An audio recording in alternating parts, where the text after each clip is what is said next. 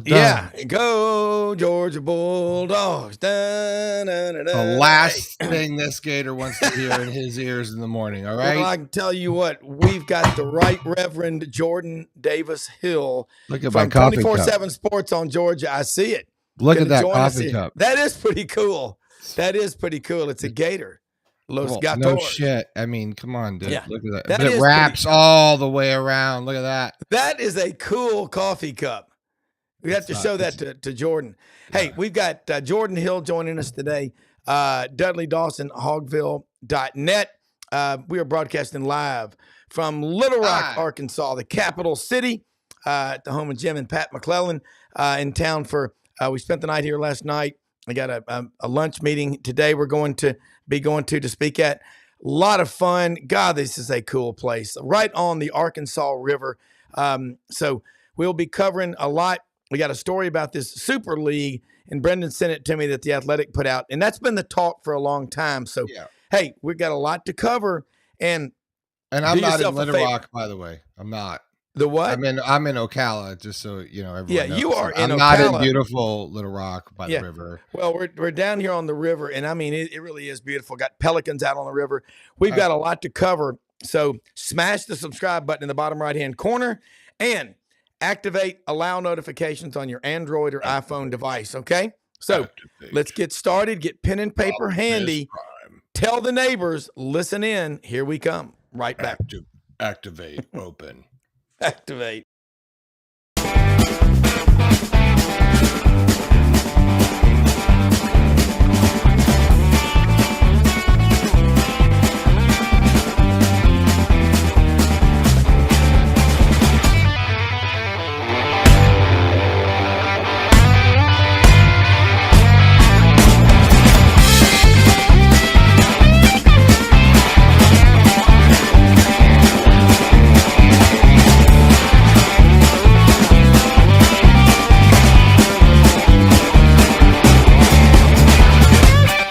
Sidelines with Rob Brown. Talk sporty to me.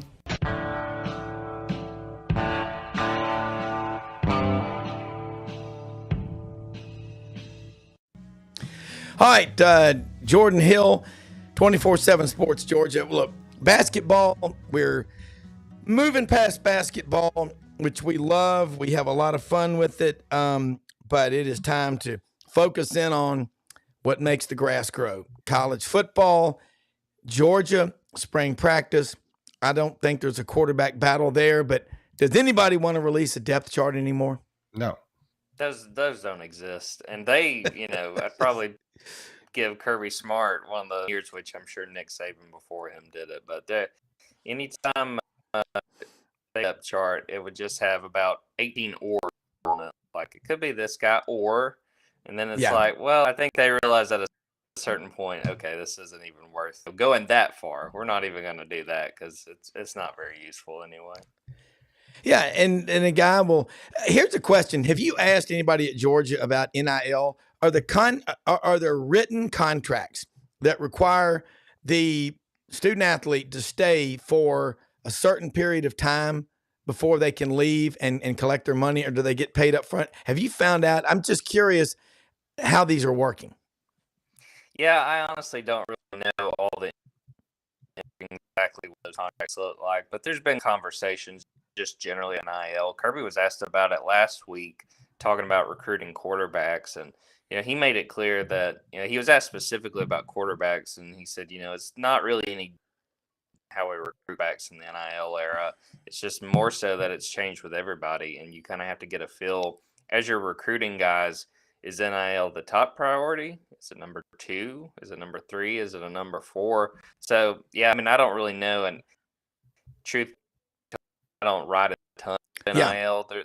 Players will discuss it where it's really worth diving into. Yeah, I'm not really sure on the contract. I don't think it would be all that typical to have it in there where guys have to stay a certain amount of time. But again, that's sort of not my space as far as, what exactly those NIL deals look like. Yeah. It just would be tough if you paid someone $500,000 and then they left after spring practice because they didn't like the depth chart. Hence why there are no depth charts.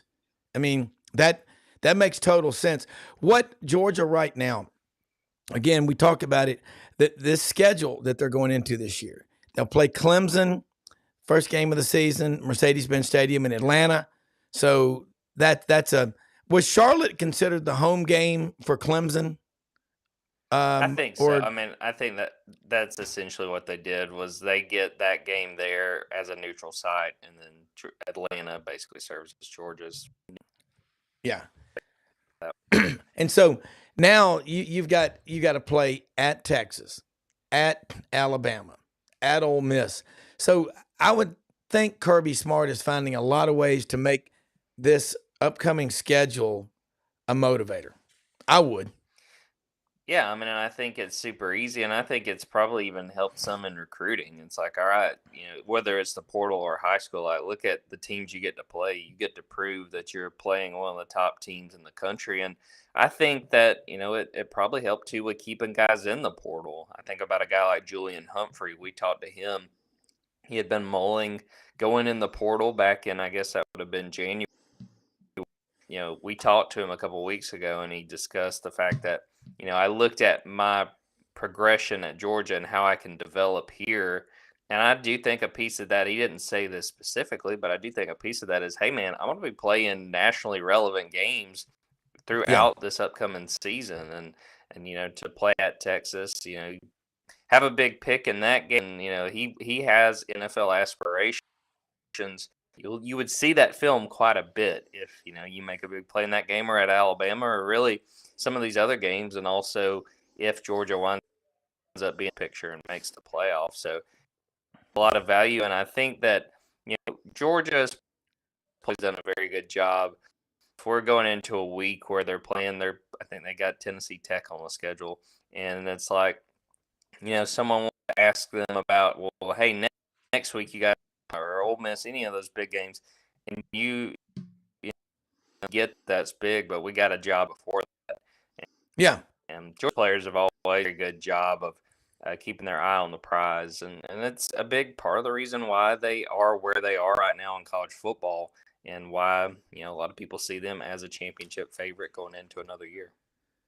Yeah, and you listen to the great coaches like Nick Saban, Kirby Smart, they're always going to tell you the same thing. It's like, this isn't about who we're playing. It's about us challenging ourselves to be better. And that's why, to me, people love to look at a schedule right now.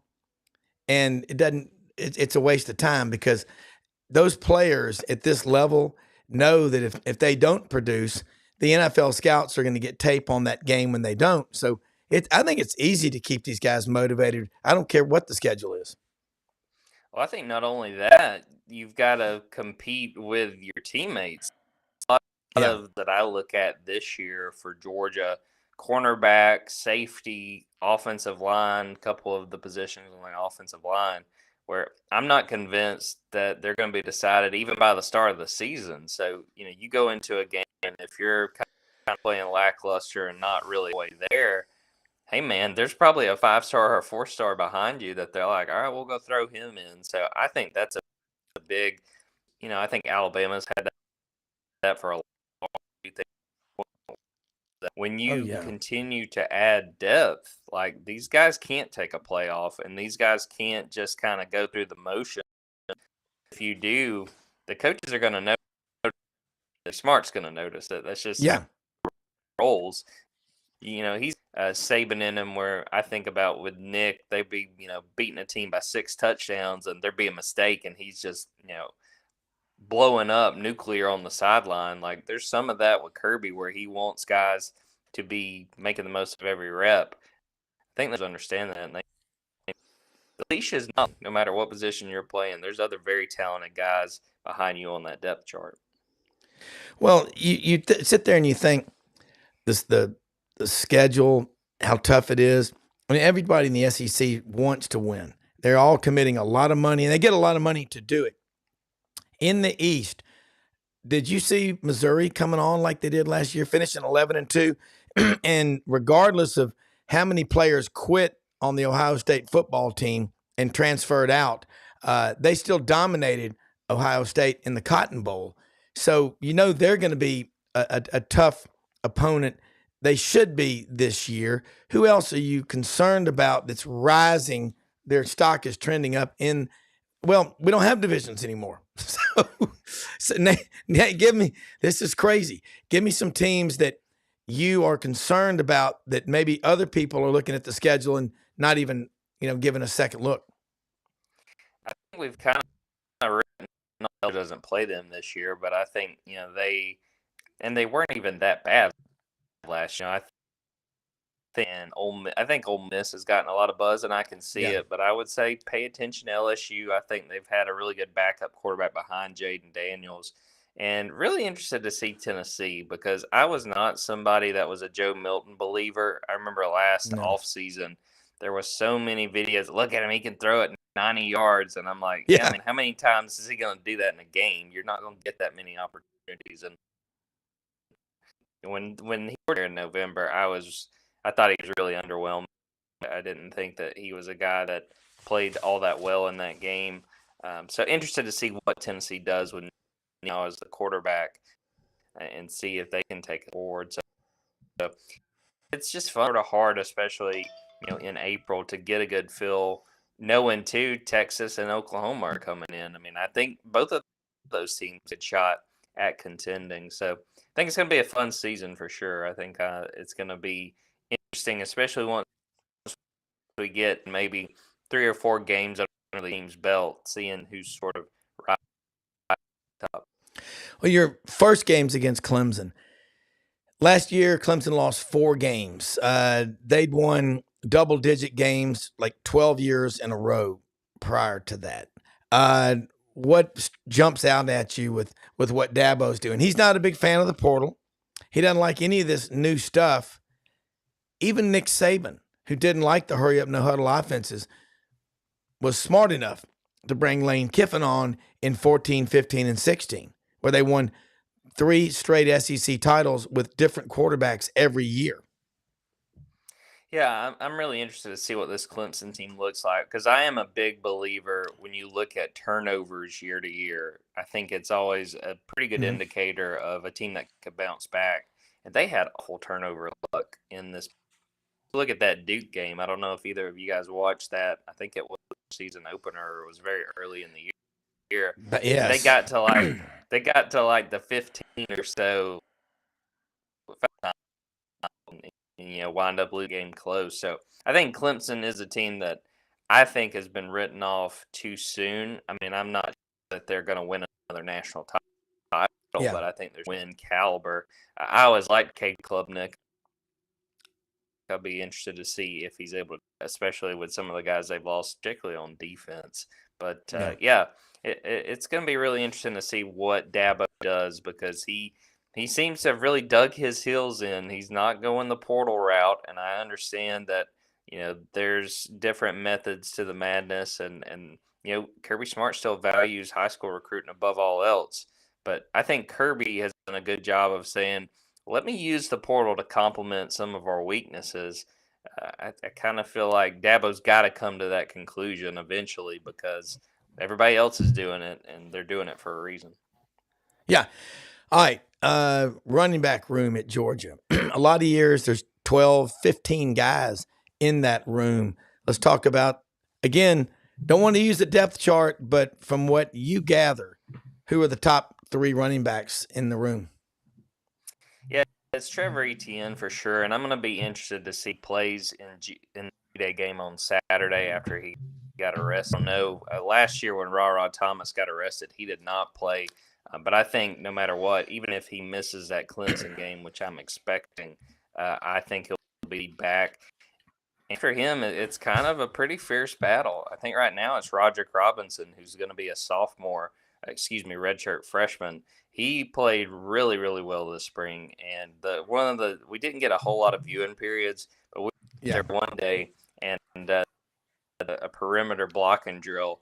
And Roderick Robinson ran over 5-star Ellis Robinson. And I will say he's probably got about 40 pounds on him. Roderick's a big dude, but I think he's been really impressive. And then I'll throw out another guy in Andrew Paul, a guy that 2 years ago in fall camp his ACL, and you kind of seemed like last year he was still working his way back. And Kirby said as much. He said he might as well be a true freshman because he didn't get to go through that freshman season. But I heard he had a really good scrimmage on Saturday. I think he's got a chance, really productive. And I think this is going to be a running back by committee, which I think is pretty much the norm now in college football. You're going to get involved. We got 3 freshmen that are coming in and already here, but they're going to add Dwight Phillips Jr., who his dad was an Olympic runner. So, I mean, he is super fast. He's still going through his high school track season. And then Nate Frazier is a guy that people are really, really excited about too. So I think it's going to be ETN, Roderick Robinson, Andrew Paul, and then you're going to see if any of those freshmen can emerge and how much they can contribute once we get into the season. Jordan, was there any more fallout with the ETN other than what we all heard? I mean, he just, DUI. I heard it was they had a traffic stop going and they were getting a bunch of people, or it wasn't as bad as it sort of sounded. Nah, I mean, we got the details and it didn't look great for Trevor. A cop kind of turned around. He had sort of tried to stop at a stoplight and screeched his tires and called a cop's attention. And he turned around and followed him and wound up pulling him over. But Kirby talked about it a couple of days after it and said, that it was a mistake, but it wasn't going to define him. And again, it's a situation I don't think he'll play in a situation like that where Georgia for DUI, they usually miss at least one game. And interested to see if he plays at G-Day. I can see why they just hold him out. And if he doesn't play, it's a good opportunity for those other running backs because Georgia's kind of short on quarterbacks right now. They've got Carson Beck, Gunnar Stockton, Ryan Puglisi, the true freshman, has been dealing with a knee injury. So I wouldn't be surprised if he doesn't play, and we may see them tote the rock quite a bit on Saturday. The only thing you got to wonder about in today's world, it's bad enough to get a DUI, but you could take an Uber or a Lyft. I would just worry about, decision making. When you're making money in college, maybe that's time to do that. Like maybe before I give you a break, because I'll never give anyone a break for drinking and driving. But I'm just saying, he didn't have any money, want to save some bucks. Look, you're making a ton of cash now. Like you should have a driver. Like what else do you have to spend money on? You got your apartment, a couple other things. Like really, you didn't need that much money to go to college to begin with, other than your tuition. I mean, you can kind of get through. That's the idea of being in college. So it's gonna be funny. Hire your buddy to drive you around in your brand new, Hellcat. I imagine he will after this thing. And I agree. All right, defense for Georgia. What is the role of Will Muschamp now? Has he been moved to analyst only? But you've got Kirby Smart, Glenn Schumann, Will Muschamp. You've got some of the most elite defensive minds in that room. But I guess Will wants to go watch his son. Is he at Baylor or Macaulay this year? Chattanooga. So now he's now at Vanderbilt. He was at Baylor, if I'm remembering. Oh, that's right. That's right. So that was sort of the impetus of it, that he wanted to take a step back. He's still around. The very first viewing period we saw, Will was out there still coaching him up and getting involved. I think that you would expect as much from just the kind of guy Will Muschamp is. But it's funny, they brought in Travaris Robinson, Rob, a guy I'm sure you remember quite well from his time at Auburn. And we got a chance to talk to Malachi Starks, one of Georgia's safeties, yesterday. Said T-Rob gets, and Malachi was like, did Coach Muschamp say? He was like, did he give? He said, it sounds just like Will Muschamp. But he said, I had forgotten that they had coached together for so long, and they did. I mean, Florida, South Carolina. I mean, they were, pretty much, you could say that Will was sort of a mentor to T-Rob, and sure. I think this worked out for everybody. Will gets a chance to sit back, watch his son play, get a chance to, him, because that's his youngest kid. And then Georgia adds a great coach, and T-Rob adds a heck of a recruiter. I think that worked well for all parties. And Will's still, kind of involved, but he's not going to be, 24/7 like he had been. And it's probably best for everybody involved. Well, one last thing before you go. Ask Tavares Robinson. He's from Miami. Auburn beat Appalachian State, I think, 22 to 15 in 1999. His first college game, the first game ever for Tommy Tuberville at Auburn. There was a snap, went over the punter's head, and T-Rob ran it down before it got into the end zone.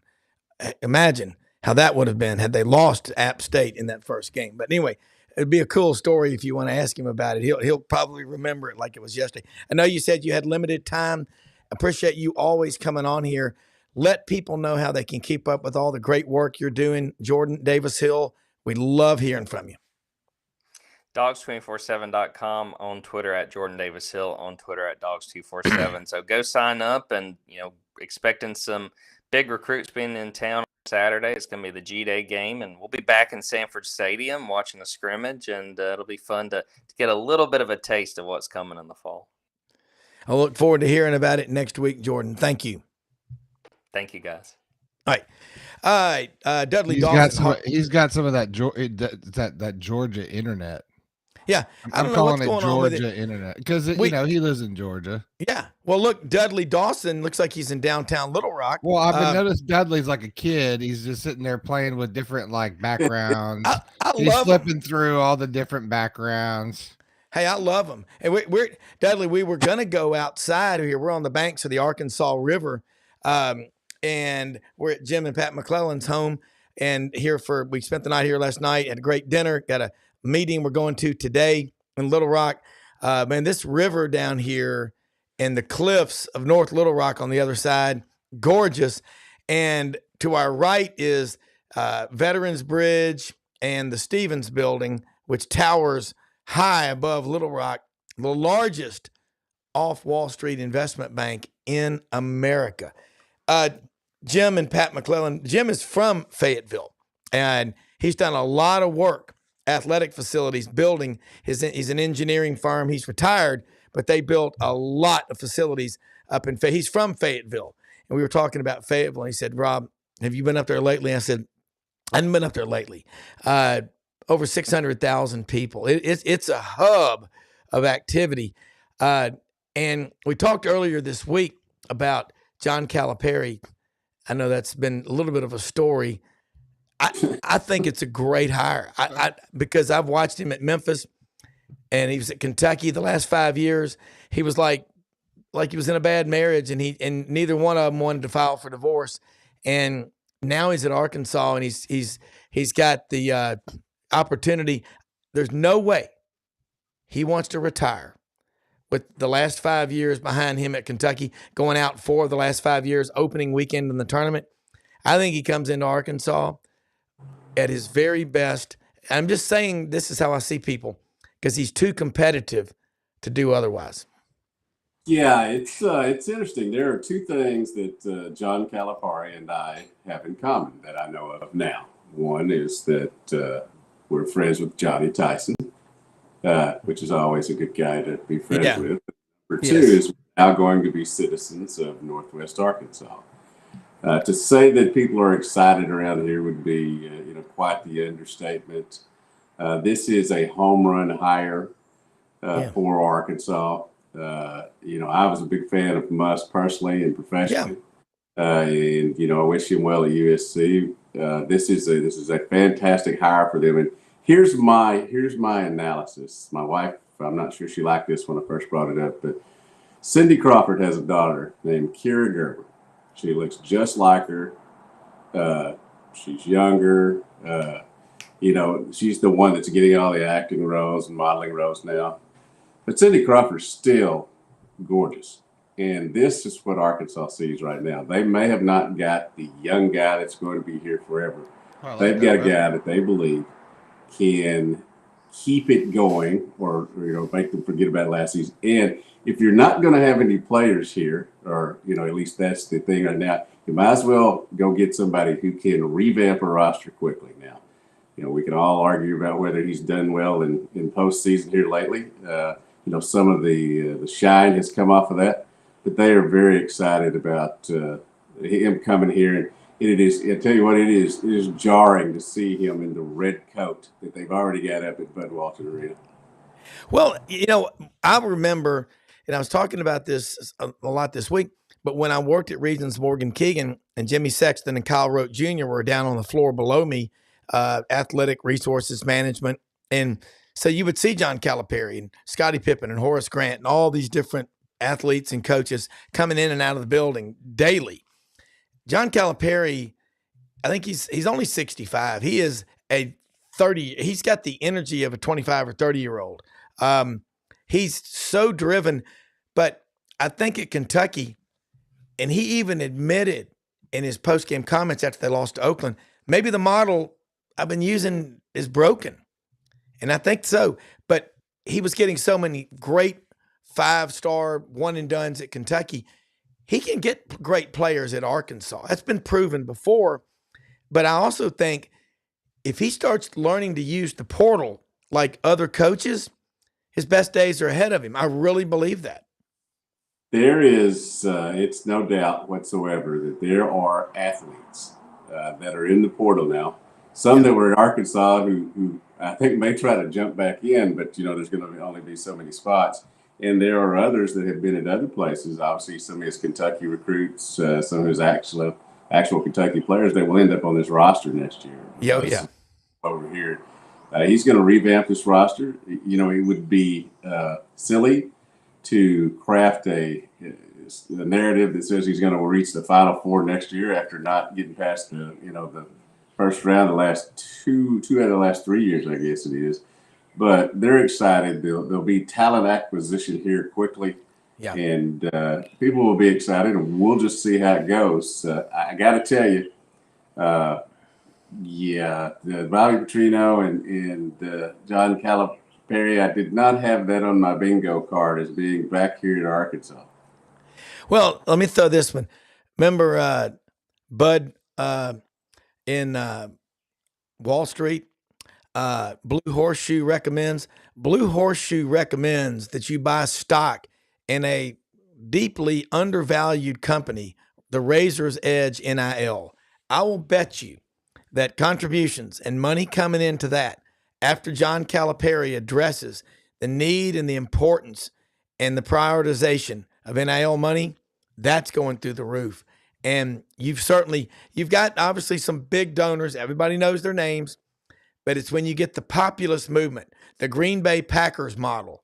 Is that what they want to see at Arkansas? Because I think John Calipari will ignite a fire that you have not seen around here in a long time. The guy with the biggest smile around here right now is not Hunter Yurchek. It's not John Tyson. It's the head of the Razor's Edge, who knows his job just got a lot easier. They were right on there when the speculation started getting out. Ads said, come support, help this guy out and all that. And it's well known that obviously the NIL maybe was one of the biggest factors in this. It's my understanding, and people can correct me if I'm wrong. I'm certainly aware of that, but the people have told me that I trust that Arkansas is going to have upwards of $6 million in its NIL fund for basketball alone, whereas they had somewhere between $2 to $2.5 million at Kentucky. Now, those numbers are, again, I've used the word jarring a lot this morning, but those numbers are jarring. But if that's true, that's a heck of a blank check type thing to go out and get some players. And as we know these days, college, and it has been, college sports is a business. NIL portal, all that's going to help you a lot in what you're trying to do.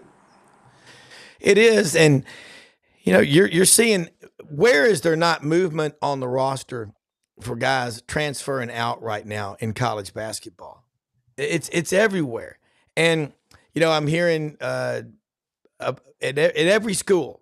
So then Arkansas, is there anybody left from this year's roster other than? I mean, who's left? No. Everybody has announced they're in the portal or is out of eligibility, all that. Like I'm saying, none of them have gone anywhere yet except Joseph Pinion, who signed with Arkansas State. It is a blank slate. Now you can invite those guys back, and I am sure one of them, one of the players, and I think it was Mr. Mark said, damn, when the speculation started happening right after he had jumped in the portal. And, you can, as easy as you can jump in the portal, you can jump right back out of it. These are guys who know that Calipari has done great in getting people to the league. And let's be honest, kids want to win, but number one, they want to get to the league. They want to make the money, get their bag, as they say. And that's going to be something that is going to be very. Suddenly, Arkansas is going to be the cool school. I mean, that's the only way I can put it. And it's in this day and age, this market, as you say. I mean, St. Louis hired Indiana State's head coach, and now Indiana State's starting five is transferring to St. Louis. It finished up in the end of the. It finished up, as the runner-up in the NIT this year. Including the young man, Robbie Oliva, that they call Kareem Abdul-Jabbar. Yeah, and that's the entire roster flipping, and they're going to be some Kentucky guys, because when Cal left Memphis in April of 2009, a lot of the Memphis guys, and then several of the guys that were coming to Memphis that he had followed him to Kentucky. Yeah, and here's another thing from Hogville's Kevin McPherson, who covers basketball for us, has reported that six assistants / support personnel are coming from Kentucky to here as well. So you've kind of got that whole situation of just moving the bench down here. And you got to wonder if Kenny Payne, who's obviously it didn't go well for him at Louisville, will rejoin that staff as well down here. So you're going to have not only Calipari, but a formidable recruiting staff to go after these players. Yeah. And again, Razor's Edge, $6 million just for basketball. And Cal said at Kentucky they had $2.5 million. Cal didn't say that. That's reports from Kentucky just. But hey, and I tell you also, we found out that Drake the singer has entered the transfer portal. Yeah. So, and he will be coming to Arkansas. Yeah. All right. You win today, Dudley. Okay. You started with your Christy Brinkley reference. Like somehow you went deep in the bag. You pulled out like the scrambler from 1986 to chip that one on the green. You know what I'm saying? I love that one. I know you do, Rob. I bet you love the scrambler. I get you one of those. Movie references. But I mean, there's a lot of truth to what you're saying, and I could see Arkansas being the cool school, because I remember going to Fayetteville when I was like 22, or I know it's not the same, but I remember going there going, God, this is a great town. I remember thinking, Arkansas is a pretty cool place. I could see the groundswell, a lot of that. I think when I first saw the podcast with John Daly, and he was talking about it, and they were talking about Arkansas and the money putting into it, all that kind of stuff. So I think it's neat. Again, if you're a fan of sport and you're a fan of college sports, obviously you should be a fan of the SEC. Though we got 16 teams, but it's still fascinating to see how that there is sort of a rotation of coolness in the SEC. It's like what's cool and what sucks, because you're either like, man, this is awesome, or you're like, oh, we're the Gators. Well, like for football and basketball and these bigger sports. I mean, obviously Florida does very well everywhere else, but I mean, that's anyone really ever talks about. Well, Dudley, I mean, along that line, what college town do you not go to and just walk away in the SEC, especially impressed? People love to point their finger, oh, this town is that, but you hadn't been to them. Well, if I had one of those towns that I did like going to, I wouldn't say it because I'm still going to go to that town. Before I retire here, and y'all have a lot of people watching this show now. So I'm not going to offend anybody before I go to their town. Now I'll offend them personally, but not their town. Well, yeah, and I would love to, and this is what's cool, is we cover all the SECs because we've been on Arkansas. I mean, Texas and Oklahoma since that was announced in July of 21 at Media Days, and they're coming into the league. And as an Arkansas journalist, I'm not going to call you a fan because you're not. You are objective. And again, it was Franz Beard who said, you need to get Dudley on your show with GatorBaitMedia.com. And I'm so glad that we did that. And it's just been one of the greatest things we've done on the show because you understand and you're not afraid to, if something needs to be said, you're going to say it.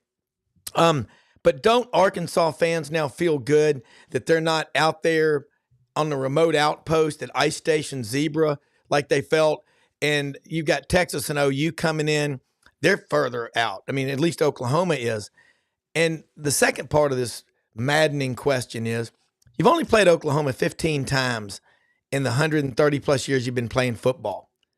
That is a natural rivalry. Because when you cross Interstate 40 past Fort Smith into Oklahoma, what is the first big road sign you see? 10 Killer State Recreation Area. You know what I'm saying? How jacked up are the Arkansas people about those schools coming into the league? It has been, well, first of all, I'll answer the first question. It's been a lot going on there. Yeah, it's been really interesting. As of Saturday, they wanted to run Hunter Yurachek out of here with pitchforks because he had missed out on Chris Beard, he'd missed out on Jerome Tang from Kansas State, and to be honest, they were floating that it was going to be Chris Jans from Mississippi State or Darrell Walker, the beloved former player here that went on to NBA career and is now at Little Rock and is. And I'll just be honest about it. He's a great friend of mine. Personally, I would have loved for him to get the job. But he is, we talked Sunday morning. He's happy, where he's at. It was going to be a win-win for him. So they were ready to run Hunter Yurachek out here with pitchforks on Saturday and Monday. Whether it was, and let's be honest, John Tyson did was the impetus behind this, but it didn't happen unless Hunter Yurachek's involved as well. They were ready to hold him up, and I have had a lot of fun watching people genuflect this week on this issue. They were calling for him out of town. He's a stupid SOB and all this stuff. And now, hey, look what he's done. This worked out pretty well, didn't it? Hey, I like him. It's been fun watching all of that. Now, as far as the football thing, the people are excited about that. That's because, let's be honest, we're excited about that more about Bobby Petrino than they were anybody here last year and them going 4-8. So they have managed with two hires, again, two that I never saw coming, to reinvigorate the fan base without having successful seasons last year. And I'm looking forward to Oklahoma playing Oklahoma, Texas. I'm looking forward to playing Oklahoma State. The exactly season in football. I mean, those are natural, as you said, rivalries that are short drives as well for all the schools. I wish Oklahoma State had made it on into the SEC as well. Maybe one day they will, because it appears everybody's going to keep expanding until. What, 4 conferences with all the teams in it? Yeah. 4 super conferences. And I mean, that's been, we act like this is all new. But again, I was at the Touchdown Club in Memphis in the fall of '92 when Jackie Sherrill said, we're going toward 4 super conferences. Jackie Sherrill is almost clairvoyant, but Jackie Sherrill sees into the future. And when you talk with Jackie Sherrill and he gives you the daily routine of Coach Bryant to the minute, the man is, I guess he's almost 80 years old. He's amazing, but he saw this coming. He said Coach Bryant would be up at 4 a.m. every morning. 5 o'clock, he's at the Holiday Inn on McFarland Boulevard eating breakfast. 6 o'clock, he's in that office. 6 to 11, we had staff meetings. 11 to 12, he studied the stock market. 12 o'clock, he snuck off for lunch. Maybe he went to Archibald's, went someplace where he could just get away. 1 o'clock, he's back. 3:15, he's at practice. We had to be there at 3:30. And if we got there and he was singing, "We shall gather down by the river," it was going to be a brutal practice. But he talks about also in the state of Texas, when you got $80 and $85 a barrel oil, that jacks up, the Permian Basin, Midland, Odessa out there, 4.2 million barrels per day. And I said, well, Coach, $14 a bushel rice in the state of Arkansas is a big deal too. Okay. And now, because of the great agricultural extension services like the University of Arkansas and Arkansas State have, you're getting 270, 280 bushels an acre in some areas of the state. There's a lot of money here, Dudley. And we all talk about, you can't go to the same 7 or 8 family. You can't do that. They've got to see other people trying. But if you get a mass populist movement in the Razor's Edge NIL, I see the big donors going, okay, all right, I'll get even more serious. Yes or no? Yes, definitely. And okay. Bringing it back to Johnny Tyson, he once told me that the rich people don't throw money away. They That's don't right. give money away. They basically invest. There's always a point to it. There certainly is a lot of money up here in Northwest Arkansas, Central Arkansas, and in Arkansas, but it hadn't been being thrown at the athletic program because of personalities, because of lack of consistency of winning in different sports. The ones that win were getting the money. So it's totally understandable that it's been tough around here gathering NIL money. It's been tough around here, making requests to get money. Now you have 2 guys, that have come on board to go along with guys like the coach of the number 1 baseball team in the country, and Dave. Yeah. You're now guiding this thing. When you have faces like that, when you have hope for winning, then suddenly those who have money are willing to invest, are willing to be a part of the situation. And I will say that I think there is a lot of coalescing, I guess would be the right word, of bruised egos coming back together for the good of the athletic program, the good of the school, after everybody was saying, oh, you didn't do what I wanted this. Yeah. I don't like that, and all that. Suddenly everybody's, looks to be like they're going in the same direction. And that hadn't been the case since the very first mention of, hey, we're going to pull a game out of Little Rock. Yeah.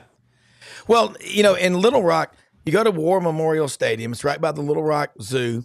It's a cool place. There's a lot of places to tailgate and all like that. But technically, you can't bring recruits off campus. And we know that no recruits ever show up and are there at the games because the rules say they can't. So it never happens.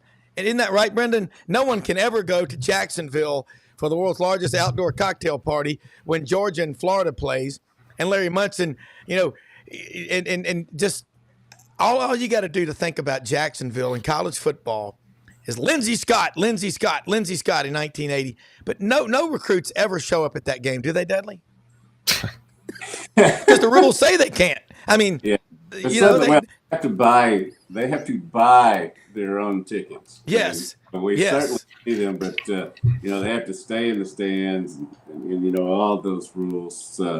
I, having grown up in Balch, Arkansas, which, as we said, is a suburb of Newport, if you've got to be home by midnight, you can start driving at 11:40 if you drive fast and get there. But it is one of the loves of my life, going to games at War Memorial Stadium early on. Yeah. And I certainly have enjoyed covering them over the years, but I get the whole concept of making more money when you're playing well up here at Reynolds Razorback Stadium, or whatever it's going to be called down the line. I can't get anybody to naming rights. Yeah, I can't get anybody to give me I asked the question, they just start walking away. They don't want to talk about it until it's done, Yeah. But I love those games in Little Rock, but I get the business part of it. Yeah, I do too.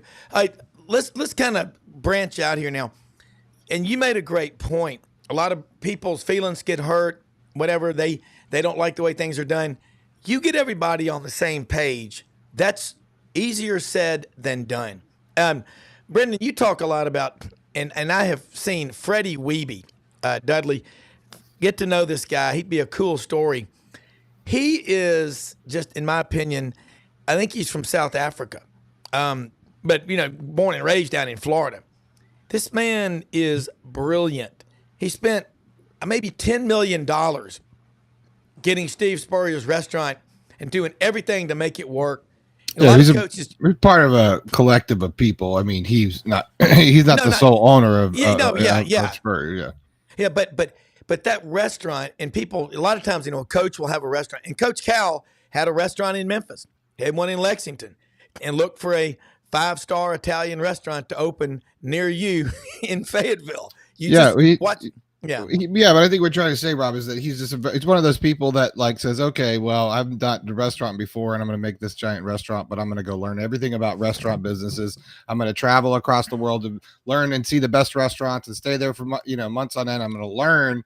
And he's just one of those really, those people that says, oh, I can fly a plane. Sure. Just let me read the manual. Like he's just that guy, Here we go. And now he's, and he got involved with Spurrier's restaurant, and then they have a great restaurant there, Spurrier's Gridiron Grill. And they got a cool bar up top called Visors, and it's like an outdoor bar. It's real, nice setting. It's a great steakhouse, and it's like a memorial, not memorial. He's still alive, obviously, but it's a museum, of Steve Spurrier. I mean, everything that Steve Spurrier's done as a Gator, and pictures and SEC championship rings and all the natty stuff, and they've got him encased, and it's a very nice place, and he's responsible. The point being for doing all that, and this gentleman is now the new head of, I think it's finances or whatever title he's given himself, but he runs the what used to be called the Gator Collective, and now it is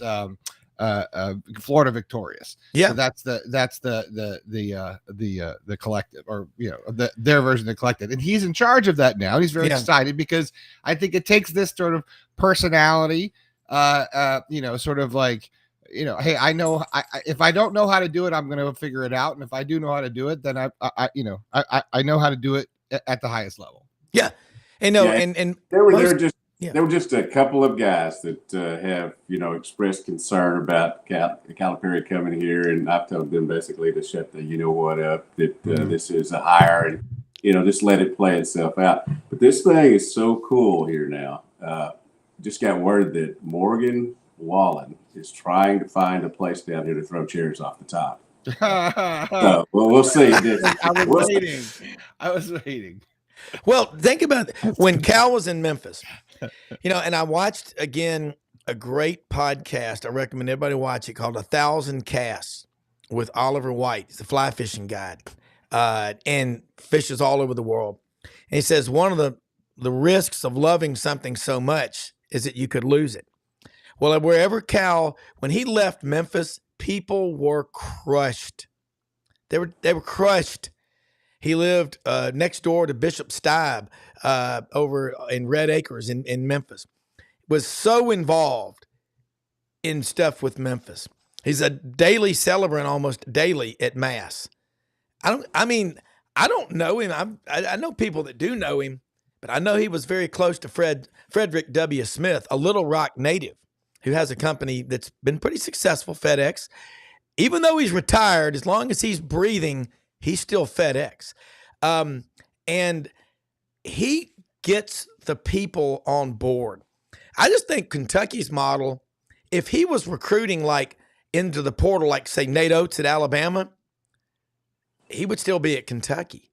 And I think this move is going to kind of force him out of his comfort zone, Dudley. Yeah, but it's going to reinvigorate him. It's a challenge. Yeah. You're not any good anymore. He's been told about exactly. And there's certainly valid criticism from Kentucky fans for doing that, but I think that he's excited about it. I've always, because of my relationships with Joe Klein and Jimmy Dykes and the others, I've had the opportunity to be around him a little bit in non-reporter, non-coach settings. Just talk to those guys, and they're all very excited about it. Pat Bradley as well, and many others. Is a whole new dynamic here. Yeah. And, as I said with Bobby Petrino coming back, it's either to go spectacularly well or spectacularly bad. I feel like that's the same way here, but I don't see it having the opportunity to go bad because of the built-in infrastructure that both the coach and the program have. It takes effort to be positive. You wake up, it's pouring down rain, it's snowing. Oh, I'm going to sleep in. No, You got the gear for it. Get out and fight. We've had Joe Klein on the show a couple of times. He's fantastic. I want to get Jimmy Dykes on the show.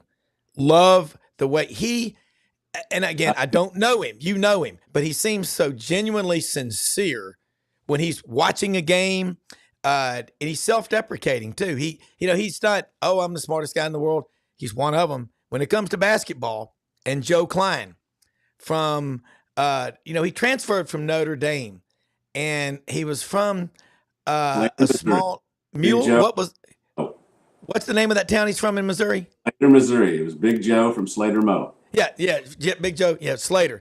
And of course, Poplar Bluff, Missouri is home of the Poplar Bluff Mules. I've still got a T-shirt. It's got a big mule grinning on it. But there's some really smart basketball minds, with Arkansas. Joe Klein, and I know, does Jimmy Dykes, he lives up in the northwest corner, doesn't he? Yeah, he lives just not too far away from here, and I'll certainly get you his number. I will say this about Jimmy. Yes. All the other people that we've mentioned, we made some interesting decisions in college. He helped us make some better ones as we went along. Yeah. And so you look now at college basketball where we are. We mentioned about Freddie Wiebe. I watch him on the Buddy Martin show a lot, and I want to get him on the show, Brendan. And he's going to be on a lot coming up because he's helping us out getting some player interviews and whatnot. So which is hard, by the way, for credentialed media to get player interviews. Gotta go through the agent. Yeah. Think about that. I'm a credentialed and I can't, but if you're not credentialed, no problem. Interview him whenever you want. Yeah. I'm just going to hire a non-credentialed guy to report in like a subset, newsletter magazine, and then, just have them report on the side for me. Yeah. I tell you, that's one of the worst things that's happened here during the latter years of my career is, you used to get, like you said, interview a player who was openly wanting to. Now they want money, and you have to go through their agent before you can go through the communications people. It's just a thing. I'm glad, as I've always said, and my wife hates it when I'm self-deprecating, but it's what I do. As I wind down to the end of a mediocre career, I am happy that as these new changes are happening, that I'm going to let guys like Tripp and others and they'll have the energy to do it. Well, Dudley, you're not close to it. You're AI is going to do it for me, Dudley. AI, by the way, I think does everything for me already. I think it's going to be abolished by the academic side because teachers are realizing these kids aren't doing their homework. But as far as brother, AI, I'm sorry, man. AI is still Allen Iverson to me. So yeah, exactly. It ain't going nowhere. It's more engrossed in our lives than everyone even knows. It is. But actually, I'm still sleeping. Yeah. Yes. This is not really Dudley. Yeah. Right, this is it's a hologram. And we can do that, by the way, if you need one. Yeah. I'm going to throw this one at you, guys, and Dudley and all of us. We remember going to the press conferences. I mean, I remember in college writing for the Auburn Plainsman, and I started Sidelines, my show in college, and we'd go to the press conference. You'd have the TV guys over here, and I did TV too for Channel 3. And then you had the newspaper guys over here, and the radio, but it was really electronic versus print.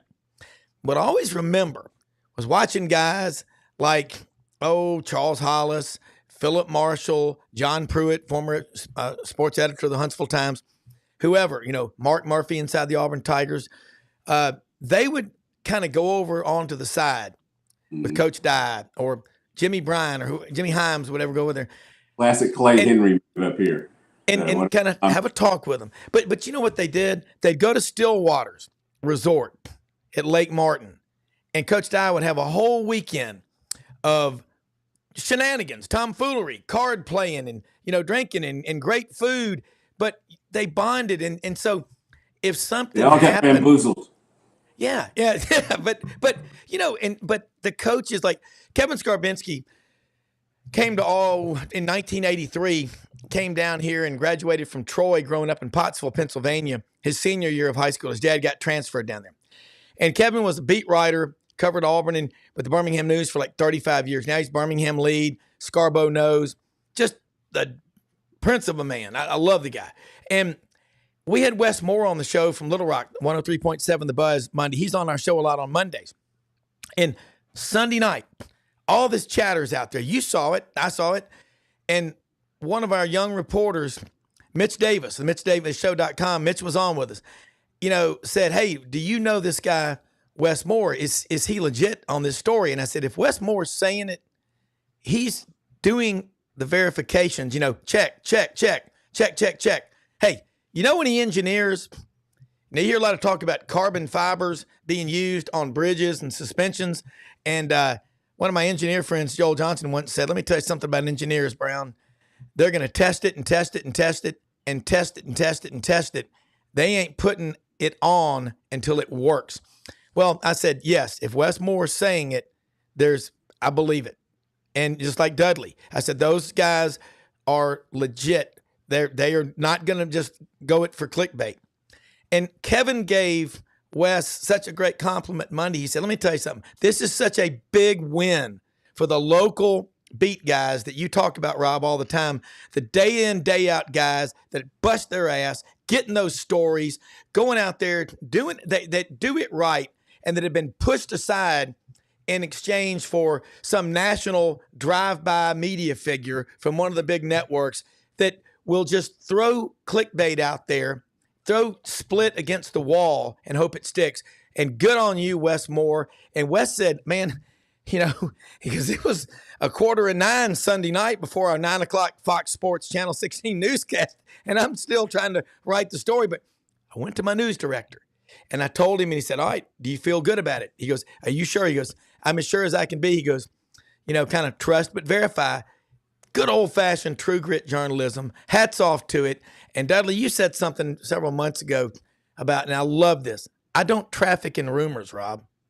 It's not my job. That's why you're on the show all the time. We don't bring people on here that are about clickbait. We bring people on here that add value. And thank you. And that's a St. Louis Cardinals sweater vest there, isn't it? Yep. There we go. Cardinal pride. Hey, speaking of Wes is a great guy. Known him for a long time. Yeah, he's one of the guys that would never jump out there just to say he did it. And he went through a lot. Ironically, I was on his show and we were taping at 3:15 or so Sunday afternoon. Wow. And he got a call, and I couldn't hear the other side of it, but I could hear him talking to them.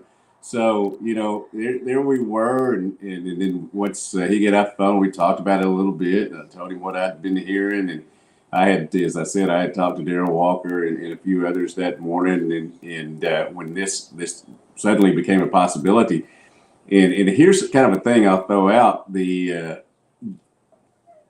this Arkansas went after John Calipari, but John Calipari, excuse me, I had to get it said right. John Calipari also wanted this job and reached out to people here. Yes, you could say that the Kentucky people, there were some of them that wanted him to get on out of town. But this was a situation that he's always appreciated here, and he would not have just come here just to have another job. Yeah. This is a place he believes he can win. This is a place he's comfortable with. This is a place where he has friends. Well, I mean, where he has structure to win. How much of the whole, money and his buddy, getting him the money, the whole controversy, well, not controversy, but I was reading about it earlier. How much does that play in? Because it's not cheap to get John Calipari to come coach for you. No. Yeah. Yeah. I've got something I've got to handle here. Okay. Sorry. But I'll be back in just a second if you want to talk about it. Yeah. Come right back to us. Yeah, we'll bring you back in. And Brendan, this is the part of it. You talk about you're a credentialed member of the media. Your dad. And where we've gone wrong is these media relations directors are in the business of. But that's it's wrong. Yeah. And it's because the agents are involved now. And, that's the problem, and that's the difference. And so. But I want to get Dudley's back. I wanted to, because I was reading about Tyson Chicken and their involvement with all, Calipari's hire and his buddy and all that whole thing. So, hey, you back? Yes. Back from downtown Little Rock with Dudley Dawson. I have handled the world's problems. Okay. It's like you're a superhero. You're dashed out, put on your, St. Louis Cardinals vest. Red cape. Red cape. Yes, I love it. No, I was just reading about the Tyson chicken people being friends with Calipari, and how This that had does a not lot. happen. This does not happen unless they are friends. That's the number one thing. Right. So and what's his name? Who's the Tyson? I don't want to John just say that. Tyson. Yeah, I'm Tyson. And without their friendship, he's not going to be able to. He wouldn't be hired, right? I mean, it 100% came down to that. Is that sort of a true statement? I wouldn't say 100%, but I'm telling you that it doesn't happen unless they're friends. It doesn't happen unless they, I hear rich people run in the same circles. I don't know about that. They do. Yeah. Well, here's an interesting thing. There a lot of things had to happen for it to come to fruition, but no way this happens unless Johnny Tyson gets involved and unless John Calipari believes in what he would have here at Arkansas. Well, I'll throw one at you.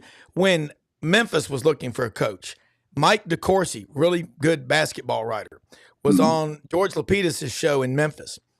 And they were talking. He said, what about, Calipari? And he said, he's available. And next thing you know, Calipari's meeting with some influential power brokers in Memphis, and he's the coach. And yeah, people at Memphis were furious when he left, but he still, listen, your friends are your friends no matter what, but if he hadn't done such a good job, Memphis people wouldn't have been so upset when he left. Nobody wants to lose a guy. No, Kentucky people, now cynicism is in big supply in today's world. And that's a problem, is people are so cynical. They just write off everything. John Calipari, if you know anything about him, and you know people that know him, they love the guy. And look, he whatever the NCAA, who knows? The NCAA just goes after certain people, and it's not sometimes, it's warranted, but they go a little excessive. He's coming in. If I'm John Calipari, I'm going, hey, I want to live another 35, 40 years, and I want to coach another 7 to 10 easily. He takes care of himself. This guy takes care of himself mentally. Hey, man, what did Gandhi say? This is what I'd put up on the locker room wall. Do not allow other people to walk through your mind with their dirty feet. That just always freaks me out when you this say is that. The first time that there's like a dirty feet on my head, and I'm too literal for that, Rob. Well, you know what I mean with the cynicism. You make me want to drink when you say Morgan Whalen have been mentioned on the same show. I don't know. It's a lot going. I tell you, here's the deal. Here's the deal. This thing has worked out for everybody, to me, except for Rob Lanier. Who is Rob Lanier, you say? He was the head coach at SMU that was let go and got this ball rolling down the hill. Here went the USC coach to SMU, the Arkansas coach to USC. Now Kentucky coach to Arkansas. It all worked out for everybody except Rob Lanier. Yeah.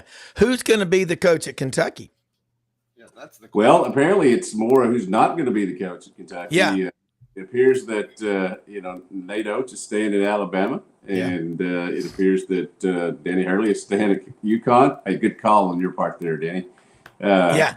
Smart move there. Obviously, Billy Donovan's being mentioned for Kentucky. I'm sure there's some others, but it's not as cut and dried up there as one might think it would be. There are a lot of great jobs around, and there is certainly it is the blue bud and a great job, a great thing to have. But there's also that pressure from the Kentucky fans that if you've got a good job and things are working and people are paying you money in another place, you're not certain that you want to get in there. So I'm sure they'll get a great coach, and I'm sure they'll get great players, but it's not as easy as people think it is. No, and you think about the coaching, the domino effect. They're going to build a new basketball arena in Tuscaloosa. The old Coleman Airport hangar from World War II. That thing's going to be. They're going to have a new arena. They'll do it. It's time. It's time. And you look at what it's going. Here we are, April 10th, and we're still talking a lot about college basketball. And Arkansas was brilliant to announce. It's now official. It's now official. Okay, it's now official. Oh, wow. Breaking news. So here it is. You get April 10th. Arkansas, that story really blew up Monday morning on all the shows, and Wes was on, and you're now talking. It was the biggest sports story in America. I mean, it really is. I'd say there wasn't anything bigger. Dan and Kevin Skarbinski pointed this out Monday. Since 1999, UConn has won 6 national championships. That is 3 more than Duke, 3 more than North Carolina, 4 more than Kansas, and 5 more than Kentucky in that time period. So when Dan Hurley, a product of the great Catholic school system, St. Anthony's up in New Jersey, says we run college basketball, that was a shot over the bow. And Jay Wright, now we all know Jay Wright has been offered $500 billion to coach at Kentucky. I don't think it's going to happen, but you know what? That Kentucky's a great job. We know that, but so is Fayetteville. There's 600,000 people up there. And, look, how big is Gainesville? I don't know. Knoxville's a big town. Bigger than that, yeah. But Northwest Arkansas, Calipari, his players will find him. I just checked. They've got flights. You watch, the airport will expand. There's going to be a lot of – John Calipari will get involved in the community and do a lot of stuff off the grid. He is a devout Catholic. I'm telling you, he's a – I'm not saying he's perfect. He's done things we've all done. Hey, who hadn't done something, crazy in their life? But what's he done terrible? The guy wins. And is this the only time in the SEC history that a Hall of Fame coach, still living and still coaching, has left another SEC school to go to another SEC school? It's a pretty big deal. Yeah, and as a sitting head coach, I don't remember one, and I've been around a long time, so I've never seen it. It's a good trivia question. Stunning. It was stunning. I mean, even when I started hearing the things about how it might be, I was like, yeah, somebody's floating here to make somebody else look good. Yeah. But it worked out, and as we said, the University of Arkansas now has made what has been known for 72 hours now or whatever made it official. I think it's already official when you put his picture up in the arena already. Which they did. You got to lock the doors and keep people out, or they're going to see stuff like that. I'm just saying. Well, keep us posted on the recruiting. I know you will. How do people follow you? Keep up with all the great content that you and the folks at hogville.net are putting out, because it's going to be a very active spring in the portal. Yeah, this just in, the number one baseball team in America is getting eclipsed today, their game with San Jose State, by the announcement of Coach Cal at 6. Away, expect to see signs that say, "Let's Cal those hogs." I've been told that. Oh boy! Oh man! I don't know. So yeah, but hogville.net is our website, message board. We cover every sport that they have up here, and most of them have done a great job recently. Some of them have slipped a little bit, but they're working on it, obviously. FearlessFriday.com is where we put our high school stuff up. And then Dead Sports, DED Sports, is my Twitter handle. And you will find fascinating things on there about how I think, thank you, Sonny Gray, for coming on to the St. Louis Cardinals and pitching well last night. Yeah, hold on a second, Dudley, before you go. I want to say something about our sponsors. Chad House, ECS House Industries, HouseIndustriesInc.com. Chad, I love this guy, over in Cherry Valley, Arkansas, between Wynn and Jonesboro, 99,000 square foot warehouse, 55 employees. They make the better roller, the pulverizer, the better chopper, and they make the aerators for the catfish farms that you see all over the country and around the world. 78 years they have been in business. ECS House Industries, breaking ground. Proud to have them as a sponsor of this show, as we are the Vitamin Shop in Oxford, Mississippi, and Olive Branch, open Monday through Saturday, 9:30 a.m. to 8 p.m., Sundays, 10:30 a.m. to 7 p.m. They've got vitamins there, but they've got supplements, probiotics, shot blocks, goo. Audrey got a goodie bag when we did the show there March 1st in Oxford at their grand opening. And they've even got Slim Jims called a vitamin stick which actually don't have all the nitrates and the stuff in there. You don't feel all bloated, and you can actually curl your fist because the sodium intake isn't so bad. They've got great stuff at the Vitamin Shop. Proud to have them as a partner, as well as the Nashville Anti-Human Trafficking Coalition, Hewlett and Dunn Boot and Clothing Company on the historic square in Collierville, Tennessee. Get out there today, Monday through Saturday, 10 a.m. to 6 p.m. Over 7,000 pairs of boots. I was out there last week, Dudley and Brendan. Saw a pair of boots made out of snapping turtle. They've got those ridges in them.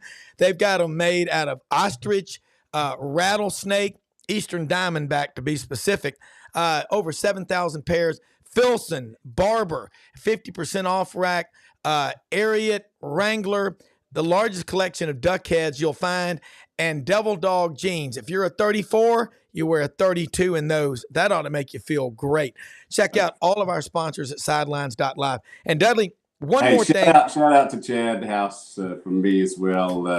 Me and my beautiful wife, Petra, we may live in Northwest Arkansas now, but we're proud that we grew up in Northeast Arkansas and still Northeast Arkansas guy at heart. And so I think that's appropriate that that's my guy. Yeah. And Chad was a Sigma Nu at Rhodes, played football there. He's a young guy, about 45. The family, it's a family business that, his grandfather had started. But, one thing I love about an employer like him, you go there a couple of days before Christmas and you'll see it on Facebook. He goes, "This is my favorite day of the year. I get to write bonus checks to my employees who make all this possible." That's the kind of boss we need more of. And you talk about John Tyson. Those people have put so much into Arkansas. And I'm here in Little Rock right now, and this is one of the most beautiful places. I'm down on the river at Jim and Pat McClellan's condominium here, and I'm looking at the Stevens building, which just rises high, the largest off-Wall Street investment bank in America. There is some serious capital and some passionate people in Arkansas, but that's the SEC for us. So look, smash that subscribe button, folks. Watch us on YouTube live or come back later. But Dudley, thank you so much for taking time. And Jordan Hill, 24/7 Sports on Georgia. And Brendan, it's a cool discussion. I would love to get, Jimmy Dykes, please. I'm serious about that. Always, and the shooter, Pat Bradley, he's so passionate about basketball, the shooter. And he lives in Little Rock. He's a shooting guy. Yeah, the shooting guide. Where is he from? Foxborough, Mass. Everett, Mass. Everett, Mass. And you talk about get him involved with your NIL program. You imagine him making an in-home visit with Calipari. He goes, "Come on, you got to help the Hags." This will be fun. But Brendan, I'd like to get Freddie Weeby on here with Dudley and some other people talking about the NIL deal. I just think it's a big deal going forward. But hey, most often we see the face of Christ in the least among us. We live in the greatest country in the history of the world. Don't ever miss an opportunity to go out and help people out. Kind words with follow through are what life is all about. Dudley, get those Cardinals going. Brendan, thank you so much. This has been awesome. We're out of here. We'll see you in the morning. I'm going to get t-shirts that say Sideline Sports. I'm awesome. Well, our guests are. And that's what we're all about. The guests get one. Yeah, we get the best guests. See y'all tomorrow. Thank you. That's awesome.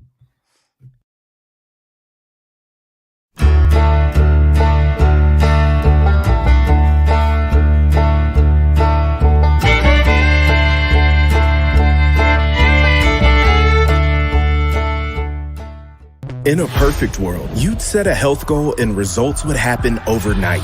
In this world, the real world, it takes time, dedication, and the right support to achieve your best self. The Vitamin Shop's health enthusiasts are here to make sure you're not wasting a single moment on the wrong supplements. From the highest quality sports nutrition and superfoods to the most sought after trends, you'll find a huge variety of science-backed solutions for every goal. And the people to help guide you along the path to greatness. Unbelievably, every 2 minutes in our communities, a child is either bought or sold for sex. I am Ari Dickey, board member for the Nashville Anti-Human Trafficking Coalition. Join me and millions of others in our fight against human trafficking and for its victims by helping to educate the most vulnerable among us, our middle and high school students. Go to nhtcoalition.org, become a partner, and help keep our families safe, because none of God's children are for sale.